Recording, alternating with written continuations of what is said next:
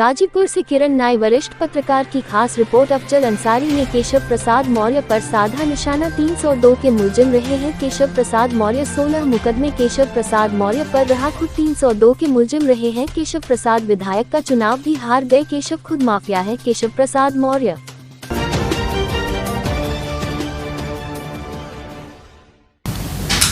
मुख्तार अंसारी के सिलसिले से अपनी शोक संवेदना व्यक्त करने आए थे।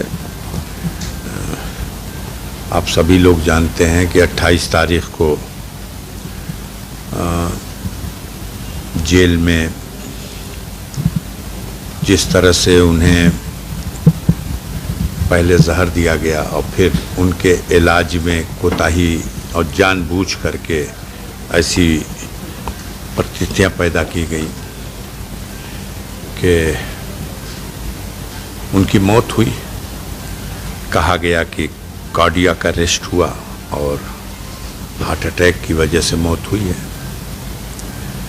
जो विशेषज्ञ हैं प्रयोगशालाओं में जब इस सवाल पे बात किया गया कि पोस्टमार्टम के समय मुख्तार अंसारी का हार्ट उसका कलर पीला था, तो बिल्कुल स्पष्ट रूप से आपके यूपी तक चैनल ने ही, आज तक के चैनल ने ही हमको भी इंटरव्यू किया था और उस विशेषज्ञ का भी इंटरव्यू लिया। उन्होंने बताया कि कैसे जब किसी व्यक्ति को स्लो पॉइजन दे दिया जाए या वो खुद खा ले या कोई उसको खिला दे तो ज़रूरत से ज़्यादा मात्रा में क्लोरोस्टाल बनने लगता है और ऐसी दशा में हार्ट के ऊपर एक पीले रंग की परत जम जाती है और हार्ट का रंग पीला नहीं होता। वो उसी हाई क्लोरोस्टाल की वजह से हार्ट के ऊपर की परत पीले रंग की हो जाती है और इस दशा में वो कार्डियक अरेस्ट हो जाता है और उसका निधन हो जाता है। इसमें राष्ट्रीय अध्यक्ष जी से आपने कुछ स्तरीय जांच की मांग की है परिवार वालों ने आप लोगों ने? देखिए, परिवार तो ये बात जब कह रहा है कि उनकी मौत अस्वाभाविक है और सुनियोजित हत्या की गई है, तो जाहिर सी बात है जब हम आरोप कर रहे हैं, लगा रहे हैं तो हमें, लेकिन अगर इस आरोप का मतलब आप ये समझते हैं कि जिसने हत्या की और कराई वही जांच कर दे तो ये तो बेवकूफ़ी की बात है। कई लोग पूछ रहे हैं मीडिया के साथी कि वहाँ तो ऑलरेडी जांच हो गई मजिस्ट्रेट की। अरे कोई भी जेल में मर जाए, हिंदुस्तान के किसी जेल में कोई मर जाए, मजिस्ट्रेटियल जांच का आदेश हो जाता है। ये रूटीन है। न्यायिक जांच आप कह रहे हैं ऑर्डर हो गया, तो ये सब कुछ तो इसलिए हो जा रहा है। यही तो चोर की दाढ़ी में तिनका एक कहावत कही जाती है कि जब कोई कहीं मांग करे उससे पहले ही हम कह दें कि हम न्यायिक जांच भी करा रहे हैं, प्रशासनिक जांच भी करा रहे हैं, जिसको बयान देना हो, सबूत देना हो। एक बात तो कही गई, सिर्फ उनके बेटे उमर की तरफ से उनके मौत की खबर पाकर जब वहाँ वो पहुँचा है तो उसने कहा कि पंचायतनामा कर रहे हैं आप, इनकी लाश का, इनके शव का जो परीक्षण होना है, पोस्टमार्टम होना है, वो एम्स के डॉक्टरों से कराया जाए। सरकार निष्पक्ष होती या ये व्यवस्था निष्पक्ष होती तो ये कौन सा ऐसा प्रस्ताव था? न न्यायिक जांच की मांग थी, न प्रशासनिक जांच की मांग थी, न एफआईआर लिखने की मांग थी। जांच का पोस्टमार्टम की कार्रवाई एम्स के डॉक्टरों से कराई जाए। एम्स क्या चीन में है? भारत सरकार का ही तो है। क्यों वो मंजूर नहीं है? इसलिए कि जिन डॉक्टरों ने तमाम खाना पूर्ति इलाज में की है, जिनकी भूमिका पूरी तरह संदिग्ध है, वो अपने आप को बचाते हुए और सबको बचाने के लिए पोस्टमार्टम में इस तरह से करेंगे। वीडियोग्राफी भी हो रही थी वीडियोग्राफी भी होती रहे, सब देखता रहे। पंचायतनामे पे उमर ने दस्तखत भी किया है। लेकिन जो बात है वो ये है कि एम्स के डॉक्टर आते तो वो अपने परीक्षण में उन तमाम बारीकियों को देख लेते जो उस बॉडी में उन्हें यह सिम्टम दिखाई देते कि इस व्यक्ति की स्वाभाविक मौत नहीं है, हमको भी संतोष हो जाता। अखिलेश यादव कितनी देर तक आपके परिवार के साथ? नहीं, माननीय अखिलेश यादव जी जब आए तो परिजनों के साथ बैठे। हमारे परिवार की सभी सदस्य भी थे, महिलाएं भी थीं, और हम सब लोगों ने अपनी पीड़ा को, अपने दुख को उनके सामने बताया भी, व्यक्त भी किया। वो खुद भी जानते हैं बहुत सी चीज़ें थीं। उन्होंने कहा तो हमने आपसे उसी दिन ही उन्होंने शोक व्यक्त किया था घटना के तुरंत बाद। अब अगर उन्होंने कोई मांग की है सुप्रीम कोर्ट के जज से, सिटिंग जज से, तो ये वेलकम करने योग्य उनकी मांग है। अब अगर भाई जैसे राष्ट्रीय अध्यक्ष भी आए थे, इसका एक राजनीतिक संदेश भी गया समाज में, वो क्या लगता है, पॉजिटिव रहेगा? या हमने आपको भी बताया, फिर बता रहा हूं कि भारत में लोकतंत्र है और लोकतंत्र की व्यवस्था में राजनीतिक दल, और वो भी उत्तर प्रदेश के प्लेटफॉर्म पर समाजवादी पार्टी और उसके राष्ट्रीय अध्यक्ष, तो अब इसको जिस चश्मे से जो देखे, उनका कहीं आना जाना एक राष्ट्रीय अध्यक्ष का उत्तर प्रदेश में तो माने रखता है। और आपको पता है कि हमारे भतीजे हैं मन्नू अंसारी साहब, वो समाजवादी पार्टी के ही विधायक हैं। हम स्वयं गाजीपुर लोकसभा सीट पर माननीय अखिलेश यादव जी ने समाजवादी पार्टी की सूची में अपने कैंडिडेट की हैसियत से चुनाव लड़ाने का हम पर भरोसा किया, हमारा नाम दिया है उसमें। तो भाई ये कैसे, एक तो स्वाभाविक बात है जब उस कोई मुखिया और अपने उस परिवार से, पार्टी भी एक परिवार है, उस परिवार से जुड़ा हुआ कोई व्यक्ति पीड़ित है, दुखी है, और उसके पास वो जाता है, उसे सांत्वना देता है, तो ये तो स्वाभाविक है कि उसको उनके आने से काफ़ी राहत मिली होगी, हिम्मत मिली होगी। वहाँ चर्चा है कि असदुद्दीन ओवैसी साहब आए इसलिए अखिलेश यादव को आना पड़ा। अब बाहर की चर्चाओं को तो हम नहीं जानते। हमने आपकी चर्चा देखी थी कि असदुद्दीन ओवैसी साहब आए थे, अफजाल साहब नहीं मिले। मैं बीमार था, बीमार अब भी हूँ। फ़र्क दोनों के आने में यही था कि एक 1 बजे रात में आया था और एक 1 बजे दिन में आया था। जो 1 बजे दिन में आया था उससे मेरी मुलाकात हुई, और जो 1 बजे रात में आया था, मैं कहा कि मैं बीमार हूँ, मुझ पर गम का पहाड़ टूटा है। और ये कमेंट सुशोभित नहीं करेगा। ये भी कहा गया कि आपके बड़े भाई सिबकतुल्ला साहब भी नहीं मिले। तो मैं आपको बताऊं कि मेरे बड़े भाई सोम सलात के पाबंद आदमी हैं। इस वर्ष 50वां वर्ष है उनका। जब रमज़ान के महीने में वो 30 रोज़ा भी रहते हैं, और अंतिम 10 दिन एतकाफ़ कहा जाता है। एक तरह की विशेष पूजा है, ये एक तरह की विशेष इबादत है। तो वो पिछले 50 वर्षों से एतकाफ़ में मस्जिद के अंदर समय गुजारते हैं, वहीं रहते हैं, वहीं रोज़ा रखते हैं, वहीं कुरान की तिलावत करते हैं, वहीं सोते हैं। उनका 24 घंटे का रूटीन 10 दिनों तक, ईद का चांद देखने के बाद ही वो घर लौटेंगे, चाहे कैसी भी परिस्थितियाँ।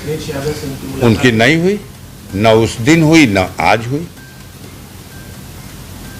वो पहले तो चले जाते थे मदीना में, मस्जिद नबवी में बरसों बरस एतकाफ़ में रहे, हर साल चले जाते थे, हर साल चले जाते थे। पहले मक्का शरीफ और हरम जिसे काबा कहते हैं, काबा में भी वो बरसों बरस रहे हैं एतकाफ़ में, वो 10 दिन का समय इस साल यहाँ हैं और ये वर्ष उनका 50वां वर्ष है एतकाफ़ में बैठने का। तो अब पूरी बात की जानकारी नहीं है, आधी खबर समझ के चलाई जा रही है। अब मैं 10 बजे रात में गोली खा लेता हूँ, इन हालातों में भी 11 बजते बजते सो जाता हूँ, बीमार हूँ। और इस दुख का पहाड़ जब से टूटा है, रातों को नींद नहीं आती, दवाएं खा के सोनी पड़ती। सवाल कि मुख्तार अंसारी की जिस तरह से मौत हुई है, इसका फायदा होगा आपको या नुकसान? अभी सब आप लोग घटाइए बढ़ाइए। मुख्तार अंसारी की मौत हुई है, आपका जो लाइसेंस दिया हुआ था, मुख्तार अंसारी माफिया है, उस लाइसेंस का जनता रिन्यूअल कर रही है कि उस लाइसेंस को जनता खारिज कर रही है। हमारा कहना है कि भारतीय मीडिया को समीक्षा करनी चाहिए अपनी रिपोर्टिंग पर, जिसने दसियों साल से मुख्तार का सिर्फ एक पक्षीय माफिया माफिया माफिया माफिया और हमेशा ये कहा कि इतना मुकदमा जितना उसकी उम्र नहीं, कभी नहीं पूछा या कभी नहीं सोचा या कभी नहीं इसकी समीक्षा किया। अब वो मर चुका है, अब तो समीक्षा। हाँ, बहुत गलत है। 16 मुकदमा केशव मौर्य पे रहा है, 16 मुकदमे के मुलजिम है, 302 के भी मुलजिम है, खुद माफिया हैं और विधायक का चुनाव भी हार गए। और वो बेशर्म लोग हैं कि हारने के बाद भी पद स्वीकार है। और ऐसे लोग लंबी लंबी बात करते हैं तो क्या करना। नौवा कितना बाल हमार सिरवा में बाबू साहब ये पूछले रहुआ, और नौवा कहले रहुए कि बाबू साहब अब अगवे आवता। केशव मौर्य या योगी आदित्यनाथ और उनकी सरकार या मोदी जी और उनका जो तिलिस्म है वो भारत की जनता के सामने टूट चुका है। इस घटना से ही नहीं, पूरे देश को जो उन्होंने नुकसान पहुंचाया है। दब गया इस तरह की घटनाओं में इलेक्टोरल बॉन्ड का मुद्दा, दब गया इस तरह की घटनाओं में जो माननीय सर्वोच्च न्यायालय ने अभी नोटिस जारी करके पूछा है कि क्यों न ईवीएम मशीन और वीवीपैट की निकली हुई पर्ची का 100% मिलान किया जाए। आगे चल के अगर इसके संबंध में आदेश हो गया 100% का तो कहानी खत्म हो जाएगी। ईवीएम मशीन की कहानी खत्म हो जाएगी, बेईमानी नहीं हो पाएगी। अब माफिया माफिया माफिया और हमेशा ये कहा कि इतना मुकदमा जितना उसकी उम्र नहीं, कभी नहीं पूछा या कभी नहीं सोचा या कभी नहीं इसकी समीक्षा किया। अब वो मर चुका है, अब तो समीक्षा कर लो, प्रायश्चित हो जाएगा। ये समीक्षा कर लो। 25 अक्टूबर 2005 को मुख्तार जेल गए थे और जिस मुकदमे में जेल गए थे वो मुकदमा छूट चुका है। अब बताओ, इस 18.5 साल के पीरियड में मुख्तार के खिलाफ, अगर हमारे पास गिनती नहीं है, आपके पास होगी, 40 है, 50 है, 60 है, 65 है, 70 है, जितने मुकदमे हैं उसमें 95% ऐसे मुकदमे नहीं होंगे जो मुख्तार जेल में है और ज़बरदस्ती शासन प्रशासन और सरकार उसके खिलाफ झूठा मुकदमा लिखाई हो। एक तरफ जेल में है आदमी और एक तरफ क्राइम भी कर रहा आदमी, तो या तो अपने मुंह पे ये शासन सरकार अपने मुंह पे कालिख और चूना पोत ले कि हमारे काबू में नहीं है ये व्यवस्था, जेल में भी रह के कोई क्राइम कर रहा है, और या अगर बहुत कानून व्यवस्था दुरुस्त है तो ये कैसे कि अगर 70 है तो 65 होगा, जेल में है वो और झूठा मुकदमा लिखा गया है, फर्जी मुकदमा लिखा गया है। आप इसकी समीक्षा कर लो, अगली बार जब हम बैठें तो आप हमसे कहना कि आप तो अफजाल साहब ऐसे कहे थे, हमने तो समीक्षा कर लिया, गलत है। ऐसा भी हो सकता है कि 99% वही मुकदमा हो जो जेल में जाने के बाद झूठा लिखा गया है। कभी समीक्षा करिए जिससे आपका मुकदमाबाजी है उसका बयान लेंगे। जिसने आरोप ही लगाया है कि मेरे पिता की हत्या, मेरे पति की हत्या में मुख्तार अंसारी का हाथ था, उससे बयान लेंगे। मुख्तार क्या है? वो कहेगा माफिया, नहीं तो और क्या कहेगा। लेकिन आम इंसानों से जाइए, बयान ले लीजिए, वो क्या कहेगा? वो कहता है मसीहा है, हमारे ऊपर जुल्म अत्याचार होता है, हमारे जैसे गरीबों पर जुल्म अत्याचार होता है, मुख्तार अंसारी हमारी रक्षा करता है। और ये सामंतवादी आतताई जो गरीबों पर जुल्म ढाने वाले लोग हैं, ये लोग मुख्तार अंसारी को माफिया कहते हैं, क्योंकि ये मुख्तार से डरते हैं, वो उनका मुकाबला करता है। तो मुख्तार रहा नहीं। एक समीक्षा करिए, समीक्षा करके अगर आपकी रिपोर्टिंग गलत है तो उसका प्रायश्चित करिए। आपने उसको माफिया माफिया माफिया कहा, आप ही चले जाओ, उन परिवारों को छोड़ दो जो सीधे मुकदमा लड़ रहे हैं मुख्तार के खिलाफ। जिसका जिससे मुकदमा है वो क्या बोलेगा? बाकी 99 परिवार में घूम जाओ और देखो क्या लोग कहते हैं, उसके बारे में क्या कहते हैं। वो क्या थे? वो राजनीतिक व्यक्ति थे। जाके जरा नगीना मिश्र के परिवार में पूछ लीजिए, जाके जरा राम नारायण राय उर्फ डब्लू पहलवान के परिवार में पूछ लीजिए, जाकर के रामाकांत भारती, अमरकांत भारती जिला पंचायत सदस्य के परिवार में पूछ लीजिए, उन विधवाओं से पूछिए जिनमें नामजद अभियुक्त हैं श्री कृष्णानंद राय। राम नारायण राय के हत्या में उनके भाई ने नामजद अभियुक्त बनाया है। अमरकांत रामाकांत की हत्या में उनकी विधवा शिव दुलारी देवी ने नामजद अभियुक्त बनाया है। मत जाइएगा वहां पूछने, वहां उनको शंकराचार्य नहीं बताएंगे, लेकिन मुख्तार के लिए आप वहां जरूर जाइएगा पूछने। तो जो मुकदमा लड़ रहा, आप गलत रिपोर्टिंग करेंगे, आप कहेंगे कृष्णानंद राय वाले मामले में मुख्तार की 10 साल की सजा हो गई। कोई कृष्णानंद राय वाले मामले में, मतलब अब आपसे हम मुकदमा तो नहीं लड़ना चाहते कि हम आपको नोटिस देने जाएं। कृष्णानंद राय वाले मामले में न्यायालय ने परीक्षण किया, दोषमुक्त किया, दोषमुक्त। गैंगस्टर के मामले में सजा हुई है, गैंगस्टर न्यायालय ने सजा दे दी, वो भी अपील में है।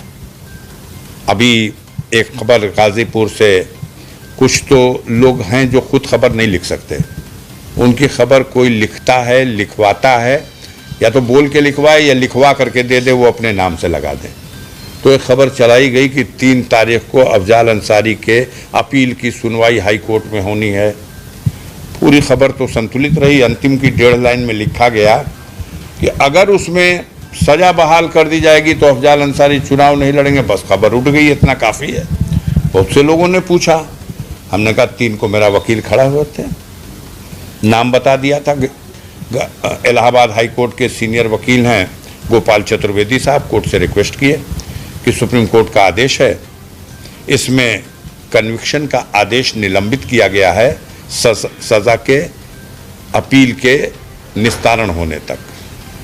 तो कोर्ट ने कहा है 30 जून तक निस्तारण हो जाए, तो हम लोग तैयार हैं बहस करने के लिए।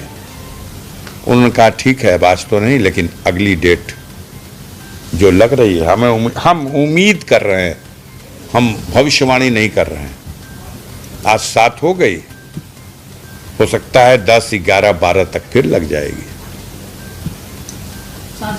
और इसमें कोई बहुत बड़ा ट्रायल नहीं होना है कि गवाह जा रहे हैं और जीरा हो रही। इसमें जो फाइल है वो पहुंच चुकी है।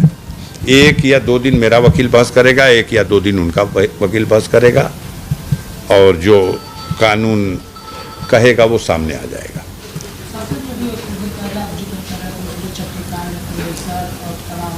हमने ये कहा है, लेकिन हमारी किसी बात को आप कभी माने हैं? हम गाजीपुर पत्रकार एसोसिएशन से सीनियर पत्रकार शशिकांत जी से, वीनू सिंह जी से, आलोक जी से हम सबसे निवेदन करेंगे, गुजारिश करेंगे, सच की पड़ताल के लिए आप उसरी चट्टी पे जाइए और सच की पड़ताल कर लीजिए बस। और जो सच हो उसको जनता के सामने बता दीजिए, क्योंकि घटना तो एक ही बार हुई है 15 जुलाई को, और उस घटना की कहानी दो बन गई। एक कहानी जो 15 जुलाई को बताई गई और रजिस्टर्ड की गई, और दूसरी कहानी जो 22 साल बाद 2023 में बताई गई है। तो पड़ताल तो करिए, आप तो पड़ताल कर लेते हो। वहाँ तो आम जनता से आप पूछ सकते हैं। अभी बहुत से मर मिलाने के बाद भी 20-22 साल बाद लोग वहाँ हैं, क्योंकि ये मामला आपको हल्का लग रहा होगा, कितना खतरनाक है। अगर ये परंपरा बनी रह गई तो कब किस पर ये तरीका अख्तियार किया जाएगा। 22 साल बाद की कहानी सच है, और 22 साल पहले जो कहानी आई वो गलत थी। लेकिन इसमें चूंकि एक पक्ष से ब्रजेश सिंह को सरकार खड़ी है बचाने के लिए, त्रिभुवन सिंह को बचाने के लिए, भले ही सरकार की साख को दांव पे लगा करके अब मुख्तार अंसारी की हत्या करा दी जाए, तो बात और है। केशव मौर्य ने अभी बयान दिया है मऊ में। हाँ, अखिलेश यादव का आना बहुत गलत है। 16 मुकदमा केशव मौर्य पे रहा है। 16 मुकदमे के मुलजिम है, 302 के भी मुलजिम है, खुद माफिया हैं, और विधायक का चुनाव भी हार गए। और वो बेशर्म लोग हैं कि हारने के बाद भी पद स्वीकार है, और ऐसे लोग लंबी लंबी बात करते हैं तो क्या करना। नौवा कितना बाल हमार सिरवा में बाबू साहब ये पूछले रहुआ, और नौवा कहले रहुए कि बाबू साहब अब अगवे आवता। केशव मौर्य या योगी आदित्यनाथ और उनकी सरकार, या मोदी जी और उनका जो तिलिस्म है, वो भारत की जनता के सामने टूट चुका है। इस घटना से ही नहीं, पूरे देश को जो उन्होंने नुकसान पहुंचाया है। दब गया इस तरह की घटनाओं में इलेक्टोरल बॉन्ड का मुद्दा, दब गया इस तरह की घटनाओं में जो माननीय सर्वोच्च न्यायालय ने अभी नोटिस जारी करके पूछा है कि क्यों न ईवीएम मशीन और वीवीपैट की निकली हुई पर्ची का 100% मिलान किया जाए। आगे चल के अगर इसके संबंध में आदेश हो गया 100% का, तो कहानी खत्म हो जाएगी। ईवीएम मशीन की कहानी खत्म हो जाएगी, बेईमानी नहीं हो पाएगी। अब पूर्वांचल में क्या देख रहे हैं? बनारस से सटी हुई सीट है गाजीपुर। देखिए, सबसे बड़ा मुद्दा बेरोजगारी है। करोड़ों बेरोजगार नौजवान सड़कों पर ठोकर खा रहे हैं। दूसरा बहुत बड़ा मुद्दा महंगाई है। ये महंगाई से आम जनता त्रस्त है, और इन गुजराती मॉडल के बेईमान चोरों की जो 50 किलो के यूरिया की बोरिया से 10 किलो यूरिया चुरा लेते हैं और दाम नहीं कम करते। माचिस की डिबिया जो 4 आने की मिलती थी, वो आज 2 रुपए की मिलती है। और माचिस की डिबिया खोल के देखिएगा, तीली पहले 50 होती थी, 10 तीली भी कम कर दी गई। यही गुजराती मॉडल है। तो लोग त्रस्त हैं, और जिस तरह से नौकरशाही लूट खसोट में व्याप्त है, इतना भ्रष्टाचार की कोई सीमा नहीं है। ये वक्ती मुद्दा है।